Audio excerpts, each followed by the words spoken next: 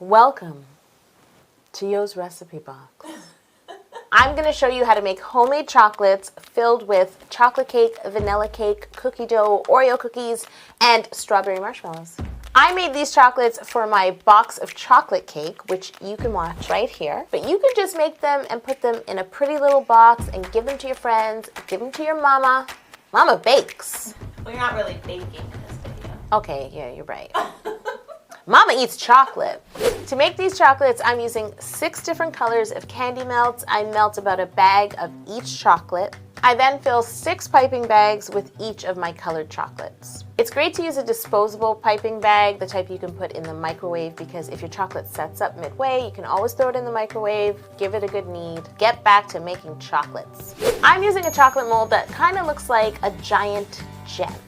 I think that's perfect for Mother's Day, or any day. I'll put a link to where I got my mold in the description below. I filled the chocolate mold by piping around the edge of each cavity and letting the chocolate pool down at the bottom. Then I flip the mold over and tap it just to shake out any of the excess chocolate, but all of the sides should be left coated.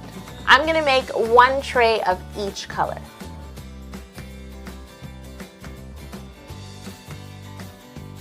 Turn your mold back over and give it a nice tap on your work surface just to bang out any air bubbles. You're not welcome here, air. Get back in the air.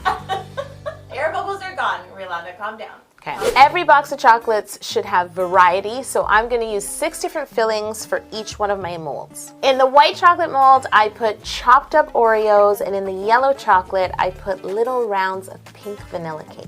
In my pink chocolate, I put green vanilla cake, and in my green chocolate, I put chocolate cake. Finally, for my milk chocolate, I added little cookie dough balls, and for my dark chocolate, a strawberry marshmallow. When you add your fillings, you want to press them down slightly so they're in the chocolate and they're not sticking out on the top of the mold. I use the same color of chocolate to pipe a layer of chocolate and close up all of the molds. Then once again, we need to tap these molds because who's not welcome here? Air bubbles. You just want to scrape away any excess chocolate and leave it nice and flat on the bottom.